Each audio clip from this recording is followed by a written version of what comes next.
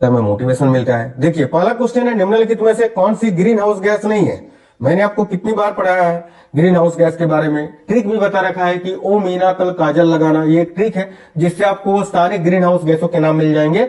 जो जो प्रमुख ग्रीन हाउस गैस है वो सारे उस ट्रिक के अंतर्गत आ जाते हैं। अभी अगर ज्यादा एक्सप्लेन करूंगा तो फिर क्लास लंबी हो जाएगी, और मैं शॉर्ट में आपको क्विक रिवीजन करा रहा हूं। ध्यान से देखिएगा, निम्नलिखित में से कौन सी ग्रीन हाउस गैस नहीं है।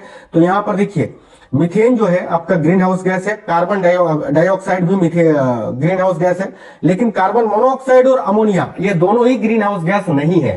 तो इस क्वेश्चन का आंसर हम एक ऑप्शन और करेंगे यहाँ, ऑप्शन नंबर 5, जिसमें ये लिखेंगे कि ऑप्शन नंबर 3 और 4, और ये 3 और 4 दोनों ही ग्रीन हाउस गैस नहीं है, ये आपको याद रखना है। ठीक है, यहाँ पर थोड़ा टाइपिंग मिस्टेक हो गया है, इसीलिए आपको बता देते हैं कार्बन मोनोऑक्साइड और अमोनिया दोनों ही ग्रीन हाउस गैस नहीं है।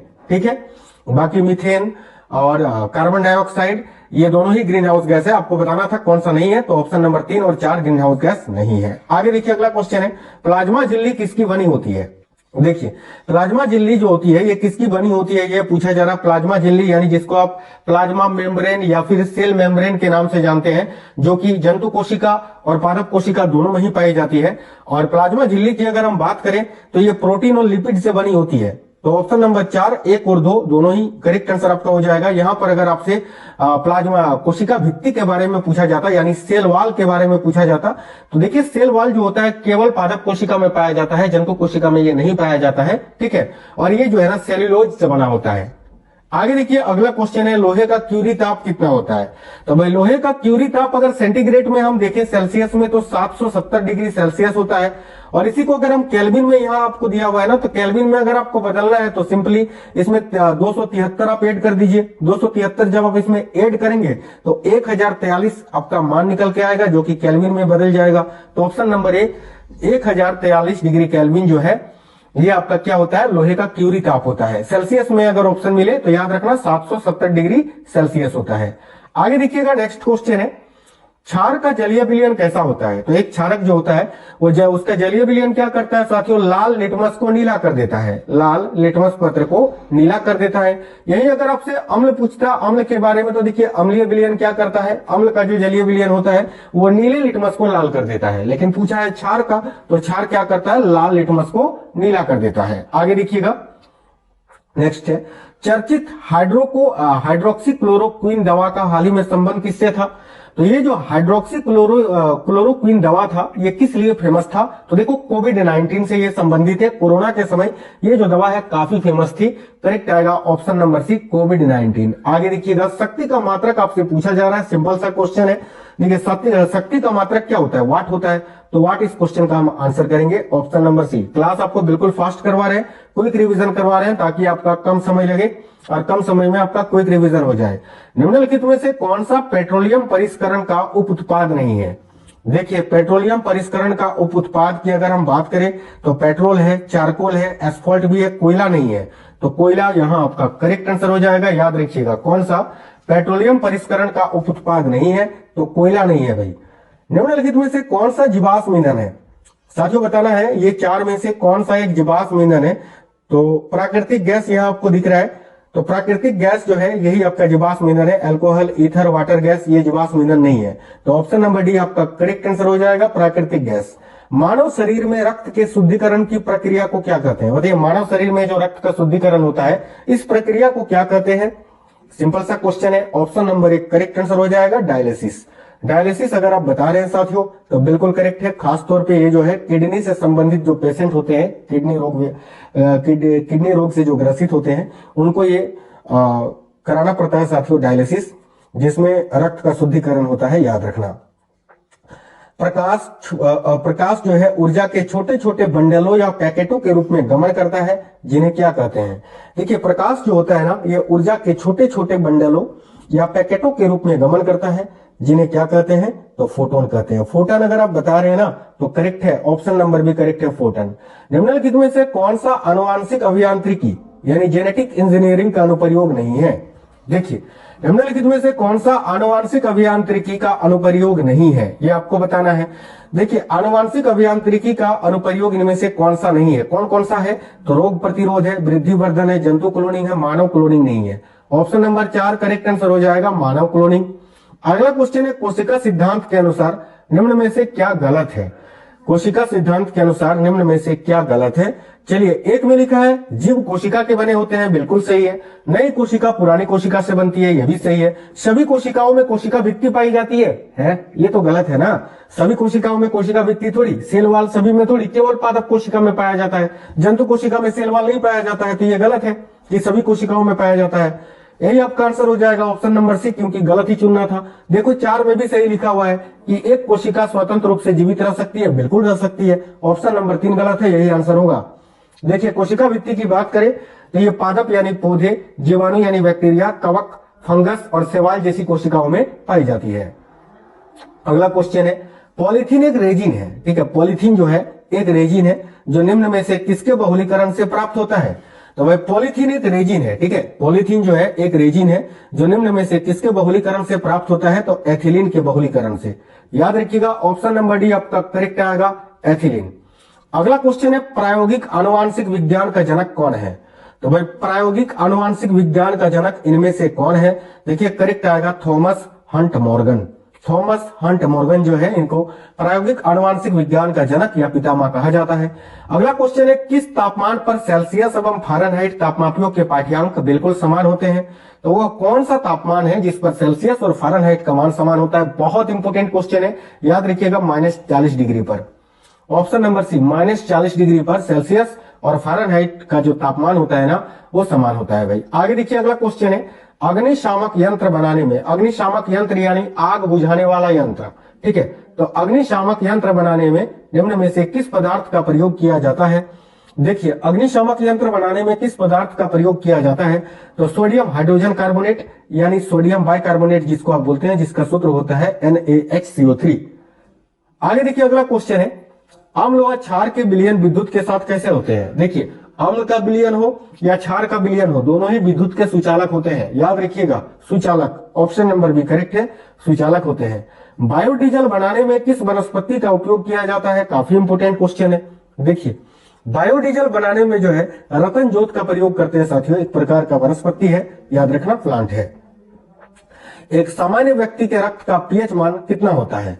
एक सामान्य व्यक्ति का जो रक्त होता है ना, उसका पीएच मान होता है 7.4 यानी 7.4 के आसपास होता है। ये थोड़ा सा क्षारीय प्रकृति का होता है, तो ऑप्शन नंबर सी यहां हम करेक्ट करेंगे, 7.35 to 7.45। अगला, निम्न में से किसे कोशिका का पावर हाउस कहते हैं? तो कोशिका का पावर हाउस किसको कहते हैं? करेक्ट आएगा माइटोकॉन्ड्रिया को। ऑप्शन नंबर भी करेक्ट है, माइटोकॉन्ड्रिया। लाल दवा का रासायनिक नाम क्या है, ये बताना है आपको। देखिए, लाल दवा जो होता है ना, इसका रासायनिक नाम आपसे पूछा जा रहा है, जो कि होता है पोटेशियम परमैंगनेट। लाल दवा का रासायनिक नाम क्या होता है? तो potassium permanganate. Option number B correct होगा। अगला क्वेश्चन है, किस शारीरिक प्रक्रम में से थ्रोम्बिन का संबंध है? तो इनमें से कौन सा शारीरिक प्रक्रम है जिससे थ्रोम्बिन का संबंध है? तो करेक्ट आएगा रुधिर जमाव। ये रक्त को जमने में सहायता करता है ना, थ्रोम्बिन। तो option number B correct answer हो जाएगा। देखिए, क्वेश्चन है, प्लास्टर ऑफ पेरिस का रासायनिक सूत्र क्या होता है? साथियों, प्लास्टर ऑफ पेरिस का रासायनिक सूत्र बड़ा इंपॉर्टेंट है। देखिए, करेक्ट आएगा CaSO4 विथ हाफ H2O। जब जिप्सम को हम 100 डिग्री सेल्सियस पर गर्म करते हैं तो प्लास्टर ऑफ पेरिस प्राप्त होता है। जिप्सम का रासायनिक सूत्र ऑप्शन नंबर 1 में आप देख पा रहे हैं, कैल्शियम सल्फेट विथ 2H2O। ये जो है आपका जिप्सम का रासायनिक सूत्र है, ये ऑप्शन नंबर सी, ये आपका प्लास्टर ऑफ पेरिस का रासायनिक सूत्र है। Option number C correct answer हो जाएगा। आपको बताना है साथियों, ये जो आपको दिख रहा है समीकरण, इसमें न्यूट्रॉनों की संख्या कितनी होती है? देखिए, न्यूट्रॉनों की संख्या निकालने के लिए हम क्या करते हैं, जितनी परमाणु भार होता है यानी द्रव्यमान संख्या को प्रोटॉन की संख्या से घटा देते हैं। यहां पर देखिए, द्रव्यमान संख्या आपको दिया हुआ है 238 और इसमें प्रोटॉन यूरेनियम है ना, तो यूरेनियम का परमाणु संख्या 92 होता है। 92 परमाणु संख्या यानी उसमें प्रोटॉन की संख्या भी 92 है। और जितनी प्रोटॉन की संख्या उतनी न्यूट्रॉन की संख्या। तो न्यूट्रॉनों और न्यूट्रॉन दोनों अलग अलग चीजें हैं, दोनों अलग अलग कण है। तो न्यूट्रॉनों की संख्या निकालने के लिए आपको जो है जितना परमाणु भार है, ठीक है, उसमें से प्रोटॉन की संख्या को आप घटा देंगे तो आपका मान निकल के आ जाएगा 146, जो कि आपका न्यूट्रॉनों की संख्या होगा। ऑप्शन नंबर सी आपका करेक्ट आंसर है। अगर न्यूट्रॉन की संख्या पूछता तो 92 करते, लेकिन न्यूट्रॉनों की पूछा है तो 146 होगा। कंफ्यूज मत होइएगा, इसमें कंफ्यूजन होता है।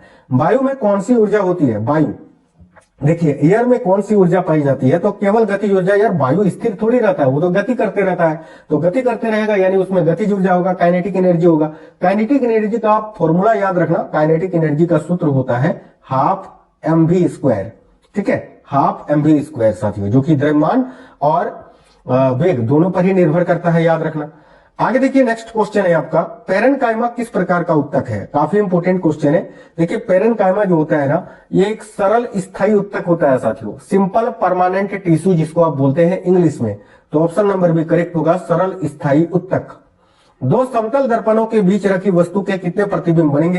यानी मान लेते हैं यहाँ एक समतल दर्पण है, प्लेन मिरर है, यहाँ भी एक प्लेन मिरर है, बीच में कोई भी चीज आप खुद खड़े हो गए मान लीजिए, तो आपके कितने प्रतिबिंब दिखेंगे दोनों तरफ से। अनंत भाई, इन्फिनिटी, आप गिन ही नहीं सकते हैं। आगे देखिए अगला क्वेश्चन है, किस संघ के जंतुओं के शरीर पर छिद्र पाए जाते हैं। बताइए इनमें से कौन सा संघ का जंतु है जिस जंतु के शरीर में छिद्र यानी छेद पाया जाता है। करेक्ट आएगा पोरीफेरा संघ के जंतुओं में। निम्न में से किस जीव में रक्त नहीं होता है किंतु सांस लेता है। इनमें से कौन सा जीव है जिसमें रक्त तो नहीं होता है लेकिन किंतु वो सांस लेता है। याद रखना हाइड्रा में। हाइड्रा करेक्ट आएगा, ऑप्शन नंबर है। हाइड्रा किस विधि से अपना प्रजनन करता है, ये बड़ा पूछा जाता है, याद रखना बडिंग। बडिंग यानी मुकुलन विधि से अपना प्रजनन करता है हाइड्रा। ठीक है, ऐसा उपकरण जो रासायनिक ऊर्जा को विद्युत ऊर्जा में बदल दे वह कौन सा है। तो ऐसा उपकरण जो रासायनिक ऊर्जा को विद्युत ऊर्जा में बदल दे उसको बैटरी कहते हैं। याद रखना बैटरी ही करेगा ना ये। आगे देखिए नेक्स्ट है, कोशिका का जीवित अंश क्या कहलाता है। तो साथियों कोशिका का जो जीवित अंश होता है ना, उसको जीव द्रव्य बोलते हैं, यानी जिसको आप इंग्लिश में प्रोटोप्लाज्म बोलते हैं। प्रोटोप्लाज्म की खोज 1839 में हुई थी। पुरकिंजे साहब ने जो है, माफ करना, इसका नामकरण जो है प्रोटोप्लाज्म, ये 1839 में पुरकिंजे के द्वारा किया गया था। जीव द्रव्य जो होता है ये किनसे मिलकर बना होता है। देखिए जीव द्रव्य जो होता है ना, ये कोशिका द्रव्य, केंद्रक द्रव्य और अन्य कोशिकांग उपयुक्त तीनों से मिलकर बना होता है। अगला क्वेश्चन है, इनमें से कौन सा एक कोशिकीय जीव का उदाहरण है। साथियों एक कोशिकीय जीव जो होते हैं आमतौर पे जो है ये फ्यूजन, देखिए ये जो है ना साथियों विखंडन विधि से जो है अपना प्रजनन करते हैं। और एक कोशिकीय जीव का उदाहरण अमीबा भी है। इसके अलावा विखंडन नहीं, माफ करना, एक कोशिकीय जीव जो होते हैं ये द्विखंडन विधि यानी बाइनरी फिजन से अपना प्रजनन करते हैं, द्विखंडन विधि से। ठीक है, याद रखना। और अमीबा, यूग्लिना, पैरामीशियम, ये तीनों एक कोशिकीय जीव के उदाहरण है। आगे देखिए सबसे छोटी कोशिका जो है माइकोप्लाज्मा, इसका साइज क्या होता है। साथियों सबसे छोटी कोशिका माइकोप्लाज्मा होती है और इसका साइज आपसे पूछा जा रहा है, जो कि होता है 0.3 माइक्रोमीटर। याद रखना, ऑप्शन नंबर ए आपका करेक्ट आएगा, 0.3 माइक्रोमीटर। अगला क्वेश्चन है, अंत प्रद्रव्य जालिका की खोज किसने की थी। ध्यान से देखिए, अंत प्रद्रव्य जालिका की खोज किसने की थी। तो भाई अंत प्रद्रव्य जालिका की खोज की थी साथियों के.आर. पोटर ने। याद रखेंगे K R. Potter, option number B correct आएगा। ये जो अंत प्रद्रव्य जालिका है ये दो प्रकार का होता है। एक होता है चिकनी अंत प्रद्रव्य जालिका, जिसको हम अंग्रेजी में बोलते हैं स्मूथ एंडोप्लाज्मिक रेटिकुलम, और एक होता है खुरदरी अंत प्रद्रव्य जालिका, जिसको इंग्लिश में बोलते हैं रफ एंडोप्लाज्मिक रेटिकुलम। देखिए ये जो रफ एंडोप्लाज्मिक रेटिकुलम होता है इसमें राइबोसोम की उपस्थिति होती है, जिसके कारण ये खुरदरी होती है। ये जो स्मूथ एंडोप्लाज्मिक रेटिकुलम है इसमें बसा और लिपिड्स होती है, जिसके कारण ये चिकनी होती है। याद रखना। तो इस क्वेश्चन का करेक्ट आंसर आपका हो जाएगा option number B K R. Potter. और अगर आपसे पूछे अंत प्रद्रव्य जालिका की खोज कब हुई थी, तो याद रखना 1945 में, 1945 में। आगे देखिए अगला क्वेश्चन है, कोशिका की क्रियात्मक गतिविधियों को कौन नियंत्रित करता है। देखिए कोशिका की जो क्रियात्मक गतिविधियां होती हैं इसको कौन नियंत्रित करता है, तो केंद्रक करता है भाई, ऑप्शन नंबर ए। मुख गुहा किसका एक भाग है। देखिए मुख गुहा जो है ना ये आहार नाल का ही भाग होता है, ऑप्शन नंबर सी करेक्ट होगा, आहार नाल। मनुष्य के दांत कितने प्रकार के होते हैं, तो हमारे भाई हम मनुष्य हैं तो मनुष्य में कितने प्रकार के दांत होते हैं, 4 प्रकार के दांत होते हैं। ठीक है, बिल्कुल 4 प्रकार के दांत होते हैं। चार में से देखिए एक तो कृतंक होता है, रद्नक होता है, अर्ध चवर्णक होता है और चवर्णक होता है। 4 प्रकार के दांत होते हैं। देखो दांत से संबंधित कौन सा कथन सही है ये आपको बताना है। तो ए में लिखा है मनुष्य में स्थायी दांतों की संख्या 32 है, बिल्कुल सही है। कृतक व रद्नक दांतों की संख्या क्रमशः 8 और 4 है, बिल्कुल ये भी सही है। अग्र चवर्णक और चवर्णक दांत क्रमशः 8 और 12 है, ये भी सही है। ऑप्शन नंबर डी उपयुक्त तीनों कथन सही है।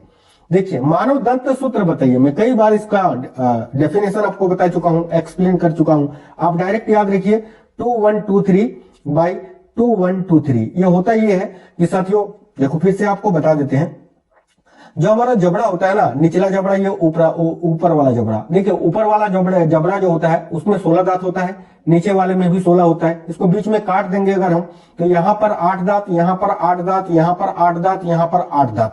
याद रखना, जो 8 दांत यहां पर होता है वही 8 दांत इस साइड भी होता है, जो 8 दांत इस साइड होता है वही 8 दांत इस साइड भी होता है। तो ये जो 8 दांत होते हैं ना, इस 8 दांतों में अगर हम बात करें, ये जो 8 दांत होते हैं, देखिए ये 8 दांत जो होते हैं, इधर 8 और इधर 8, ठीक है। तो ये जो 8 दांत होते हैं, इसमें से देखिए पहले के जो 2 दांत होते हैं वो होते हैं कृतंक, उसके बाद एक जो नुकीला होता है वो होता है रदनक, उसके बाद 2 जो होते हैं ना वो होते हैं देखिए अग्र चवर्णक, यानी जिसको हम बोलते हैं प्रीमोलर, और बाकी के 3 जो होते हैं ना वो होते हैं चवर्णक यानी मोलर। देखो गिन के देखो, 8 दांत हुए ना, यही 8 दांत यहां भी होंगे, ऊपर वाले जबड़े में भी 8 यहाँ सेम दांत यही होंगे और यही सेम दांत यहां पर होंगे। तो इसी से हम सूत्र निकालते हैं कि 2 हो गए कृतंक, 1 आपका रदनक, 2 हो गया आपका प्रीमोलर और 3 हो गया मोलर, ठीक है। तो ये इसी से हम दंत सूत्र निकालते हैं। ऑप्शन नंबर सी आपका इस क्वेश्चन का करेक्ट आंसर हो जाएगा। आगे देखिए, दांत के निर्माण में कौन से तत्व शामिल होते हैं, तो उपयुक्त तीनों। कैल्शियम फॉस्फेट सबसे अधिक मात्रा में होता है 85%, कैल्शियम कार्बोनेट 10%, बाकी के 5% calcium fluoride. Option number D correct है। इनेमल से संबंधित गलत कथन कौन सा है, देखिए ए में, यह मानव शरीर का सबसे कठोर भाग है, बिल्कुल। यह कैल्शियम फॉस्फेट का बना होता है, बिल्कुल। यह एक प्रोटीन है, यह गलत है। यह एक उत्तक है, यह सही है। ऑप्शन नंबर सी करेक्ट होगा, गलत, क्योंकि इनेमल प्रोटीन नहीं उत्तक है। अगला है, हाइड्रोक्लोरिक अम्ल का क्या कार्य होता है, देखिए हाइड्रोक्लोरिक अम्ल का कार्य, यह भोजन को अम्लीयता प्रदान करता है, बिल्कुल सही है। यह जीवाणुओं को नष्ट करने का काम करता है, यह भी सही है। यह प्रोपेप्सिन को पेप्सिन में बदलता है, यह भी सही है। ऑप्शन नंबर डी उपयुक्त तीनों सही है। अग्नाशयी रस का पीएच मान कितना होता है, देखिए जो अग्नाशयी रस होता है ना, इसका पीएच मान 8 होता है, ये क्षारीय प्रकृति का होता है, याद रखना। प्रोटीन का पाचन कहां से शुरू होता है, तो प्रोटीन जो हम लेते हैं उसका पाचन आमाशय से शुरू होता है, पेट से, स्टमक से। और यही अगर आपसे पूछा जाता कार्बोहाइड्रेट का पाचन कहां से शुरू होता है, तो याद रखना मुख से। देखिए जल का अवशोषण कौन से भाग में होता है, कई बार आपको बता चुके हैं कि जल और खनिज का अवशोषण बड़ी आंत में होता है। ऑप्शन नंबर बी बड़ी आंत। लार से संबंधित कौन सा कथन गलत है, देखिए ए में लिखा है लार हल्की अम्लीय होती है, इसका पीएच मान 6.8 होता है, बिल्कुल सही है। लार में टाइलिन नामक एंजाइम पाया जाता है, यह भी सही है। लार स्टार्च को माल्टोज में बदलती है, यह भी सही है। डी में लिखा है समलिंगुअल सबसे बड़ी लार ग्रंथि है, यह गलत है, यही आपका आंसर हो जाएगा। चलिए नेक्स्ट है, यकृत यानी लीवर से संबंधित कौन सा कथन सही है, ए में लिखा है यह एक बाह्यस्रावी ग्रंथि है, बिल्कुल। मानव शरीर की सबसे बड़ी ग्रंथि है, बिल्कुल। इसमें पीताशय के अंदर पित्त रस जमा रहता है, बिल्कुल, यह भी सही है। ऑप्शन नंबर डी गलत है। मौका कौन सा सही है, तो उपयुक्त तीनों सही है, ऑप्शन नंबर डी करेक्ट होगा। ग्रास नली की लंबाई कितनी होती है, तो ग्रास नली साथियों जो भोजन हम मुख से लेते हैं, मुख से जो भोजन हमारे पेट तक पहुंचता है, वो जो नली है इसको हम ग्रास नली बोलते हैं। इसको इंग्लिश में ईसोफेगस के नाम से जानते हैं और इसकी कुल लंबाई होती है 25 सेंटीमीटर। तो ऑप्शन नंबर ए इसका करेक्ट आंसर हो जाएगा। आगे देखिए, निम्न में से किसका पाचन मनुष्य में नहीं होता है, तो मनुष्य की अगर हम बात करें तो देखिए स्टार्च एक प्रकार का कार्बोहाइड्रेट है, वसा, प्रोटीन, इन सभी का पाचन होता है, कैरोटीन का पाचन नहीं होता है। Option number D correct answer हो जाएगा। वसा का पाइसीकरण किसमें होता है, देखिए जो वसा होता है ना उसका पाइसीकरण पित्त के द्वारा होता है, पित्त में पित्त रस जो निकलता है ना उससे वसा का पाइसीकरण होता है, तो पित्त करेक्ट आंसर हो जाएगा। अगला क्वेश्चन है, शुद्रांत यानी छोटी आंत के भाग कौन से हैं, देखिए छोटी आंत के 3 भाग होते हैं, ड्यूडेनम, जेजुनम और इलियम। हिंदी में ग्रहणी, अग्र शुद्रांत और शेषांध्र। हिंदी वाले नाम बड़े कठिन है, अंग्रेजी वाले याद रखना, डोडेनम, जेजुनम और इलियम। तो ऑप्शन नंबर डी उपयुक्त तीनों करेक्ट होगा। थैलीनुमा, देखो थैलीनुमा अमावट की बनावट कैसी, आमाशय होगा, माफ करना, थैलीनुमा जो आमाशय होती है ना, हमारे पेट को आमाशय कहते हैं, ठीक है। इसकी बनावट कैसी होती है, देखो ये स्टोमक है, पेट है, आमाशय है, इसका बनावट कैसा है आप देख रहे हो ना, जे आकार का है ना, तो अंग्रेजी के जे आकार की, तो ऑप्शन नंबर बी जे आकार करेक्ट आंसर होगा। छोटी आंत से संबंधित कौन सा सही नहीं है, देखिए छोटी आंत बड़ी आंत से लंबी है, बिल्कुल सही है। ये छोटी आंत के 3 भाग है, यह भी सही है। जेजुनम छोटी आंत का मध्य भाग है, जेजुनम जो है ये छोटी आंत का मध्य भाग है, यह भी सही है। छोटी आंत का ऊपरी भाग इलियम है, नहीं, छोटी आंत का जो सबसे ऊपरी भाग है ना उसको डुडेनम बोलते हैं। इलियम तो सबसे निचला वाला भाग है, ये गलत है, यही आपका आंसर होगा। अगला क्वेश्चन है, उल्टे यू आकार की संरचना किसकी होती है? तो उल्टा यू यानी इस प्रकार की आकृति किसकी होती है? बड़ी आंत की होती है भाई। ऑप्शन नंबर बी करेक्ट होगा, बिग इंटेस्टाइन की। देखिए अग्नाशय में कौन से एंजाइम पाए जाते हैं? तो अग्नाशय में कौन से एंजाइम पाए जाते हैं? अग्नाशय की अगर हम बात करें तो इसमें देखो ट्रिप्सिन, लाइपेज और एमाइलेज, ये तीनों एंजाइम पाए